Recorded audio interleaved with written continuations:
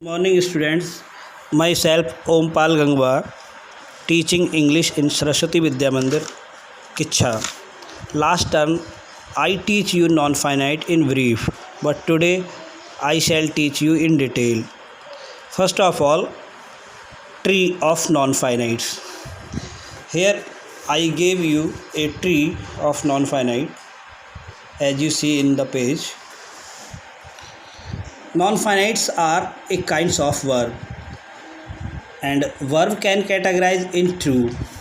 First is finite verb and second is non-finite verb. Further, non-finite verb are categorized in three: infinitives, gerund, and participle. Infinitives are also two types: without to infinitive as go, play; with to infinitive as to go, to play. Gerund, these are ing form.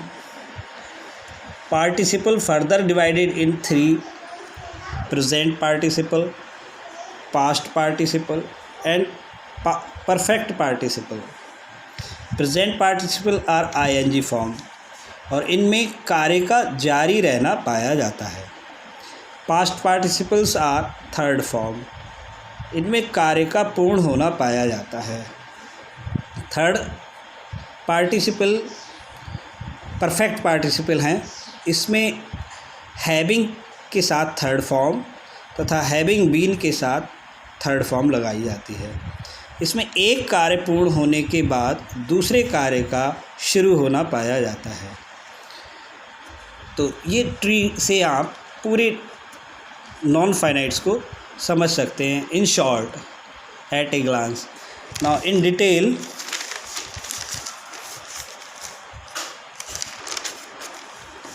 Class 10th के लिए है ये। Non finites forms of the verb अथवा double parts of speech.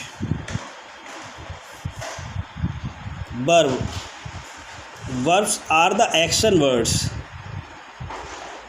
This is simple definition of verb. कार्य करने वाले शब्द, कार्य को प्रकट करने वाले शब्द क्रिया कहलाते हैं, एक्शन वर्ड्स।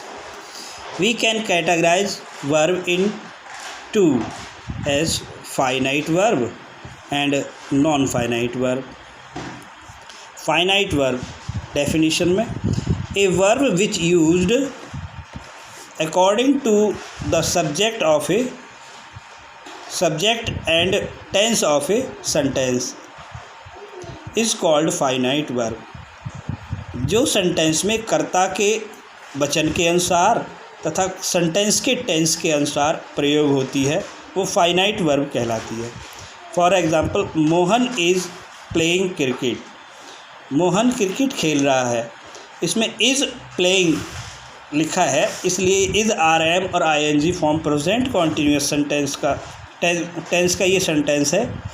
और मोहन सब्जेक्ट है और मोहन एक वचन है, इसलिए हेल्पिंग वर्ब इज़ प्रयोग की गई है।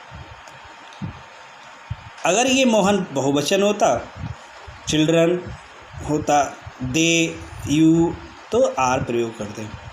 पास्ट टेंस होता तो वॉज वर्ब प्रयोग करते। नॉन फाइनाइट्स, तो ये फाइनाइट वर्ब हुई। Non finite, a verb which used independently in a sentence and it has no effect of a subject and tense of a sentence is called finite non finite verb.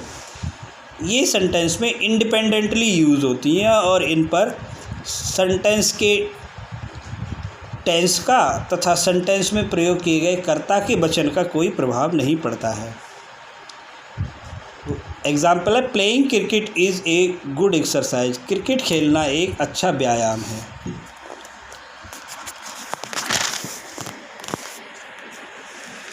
दूसरा example है, children like playing cricket. बच्चे cricket खेलना पसंद करते हैं।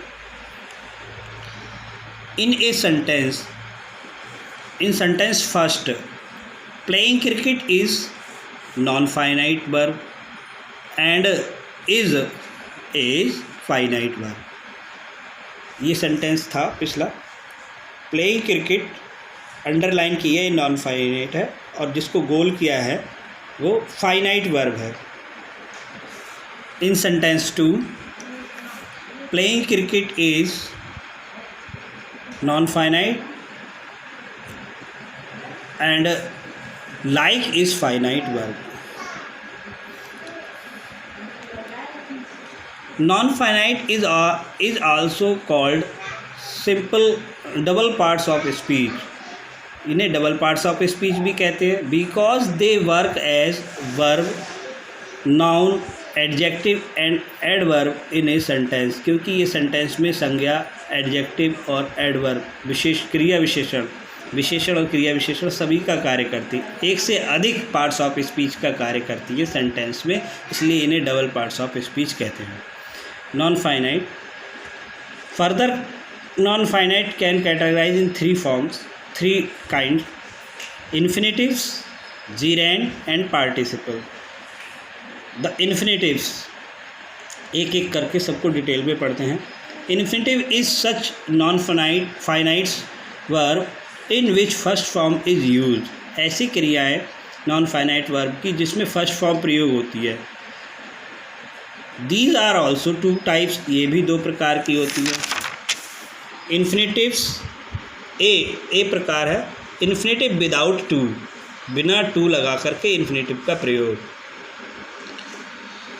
दूसरा B प्रकार है इन्फिनेटिव विद टू, टू लगा करके इन्फिनेटिव का प्रयोग. कब लगाते हैं ये डिपेंड्स करेगा, it depends on finite verb used in a sentence.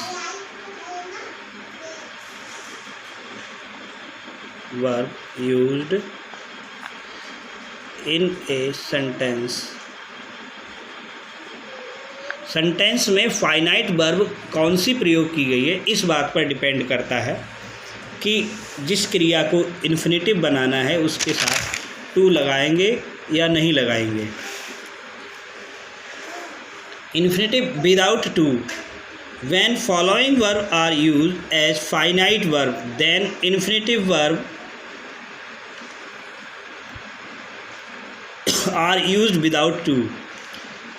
जब क्रिया में फाइनाइट वर्ब के रूप में निम्नलिखित क्रियाएं, सेंटेंस में फाइनाइट वर्ब के रूप में निम्नलिखित क्रियाएं प्रयोग हों, तब जिस क्रिया को इन्फिनेटिव बनाते हैं उनसे पहले टू नहीं लगाते. जैसे लेट क्रिया आए, hear, dare, bid, see, make, need या मॉडल्स.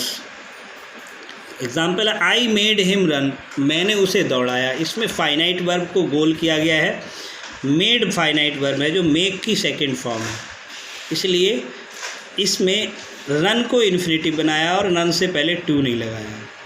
सेकंड एग्जाम्पल है लेट हिम सिट, उसे बैठने दो. इसमें लेट फाइनाइट वर्ब है और सिट को इन्फिनेटिव बनाया है. क्योंकि फाइनाइट वर्ब लेट है इसलिए सिट इन्फिनेटिव से पहले टू नहीं लगाया. तीसरा एग्जांपल है you can go and play now, अब आप जा सकते हैं, खेल सकते हैं.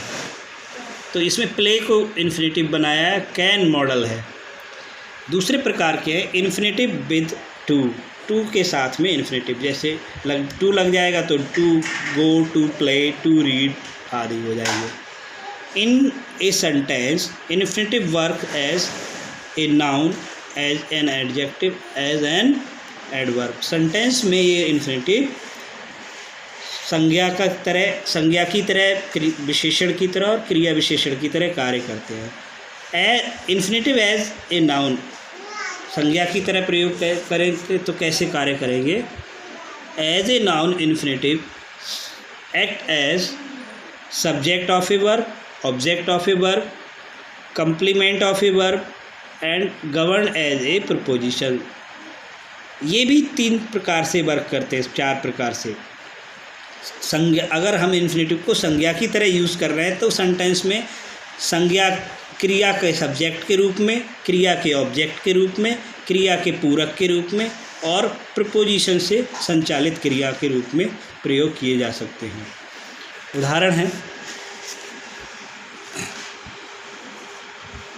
अपने माता पिता की सेवा करना हमारा कर्तव्य है। To respect our parents is our duty.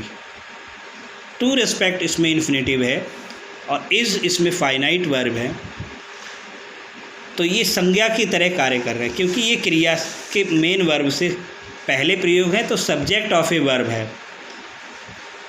गलती ढूंढना आसान है। To find fault is easy, इसमें टू फाइंड इन्फिनेटिव है, इजी क्रिया से पहले फाइंड फॉल्ट को यूज़ किया गया है, तो ये भी सब्जेक्ट ऑफ ए वर्ब। पहला और दूसरा सेंटेंस में जो इन्फिनेटिव यूज़ हैं ये सब्जेक्ट ऑफ ए वर्ब की तरह प्रयोग किए गए हैं। मैं घर जाना चाहता हूँ, I want to go home, तो इसमें वॉन्ट मेन वर्ब है, इन्फिनेटिव टू है, टू गो इन्फिनेटिव है। उसने मेरी आज्ञा मानने से मना कर दिया, ही रिफ्यूज्ड टू ओबे मी, इसमें रिफ्यूज्ड इन्फिनेटिव है, to obey refused finite verb है, टू ओबे इन्फिनेटिव है। तो ये दोनों क्रिया से बाद में प्रयोग किए। तीसरे सेंटेंस और चौथे सेंटेंस में इन्फिनेटिव का प्रयोग मेन वर्ब के बाद में प्रयोग हुआ है, इसलिए ये ऑब्जेक्ट ऑफ ए वर्ब कहलाए। बच्चे खेलना पसंद करते हैं, चिल्ड्रन लाइक टू प्ले, ये पूरक का एग्जाम्पल है। यदि टू प्ले को हटा दें तो इस सेंटेंस का अर्थ पूर्ण नहीं होगा, इसलिए इसे पूरक कहलाते हैं इस तरह के सेंटेंस। मैं जाने ही वाला हूँ, I am about to go, तो इसमें जब इन्फिनेटिव से पहले कोई प्रीपोजिशन आ जाए तो ऐसी क्रियाओं को, ऐसे इन्फिनेटिव को इन्फिनेटिव गवर्न्ड बाय प्रीपोजिशन कहलाते हैं। दूसरे प्रकार बताया इन्फिनेटिव एज एन एडजेक्टिव, विशेषण की तरह इन्फिनेटिव का प्रयोग। मेरे पास खेलने का समय नहीं है, I have no time to play, इसमें टाइम टू प्ले जो इन्फिनेटिव प्रयोग किया है ये टाइम की विशेषता बता रहा है, टाइम नहीं है। उसे बैठने के लिए कुर्सी दो, give him a chair to sit on, chair की विशेषता है बता रहा है, टू सिट, चेयर क्यों चाहिए। मुझे ये इन्फिनेटिव एज एन एडवर्ब, क्रिया विशेषण की तरह इन्फिनेटिव, वह मुझे देखने के लिए आया, ही केम टू सी मी, इसमें क्रिया की विशेषता है, क्यों आया, क्रिया केम, इस केम क्रिया की विशेषता टू सी इन्फिनेटिव ने बताई, देखने के लिए आया।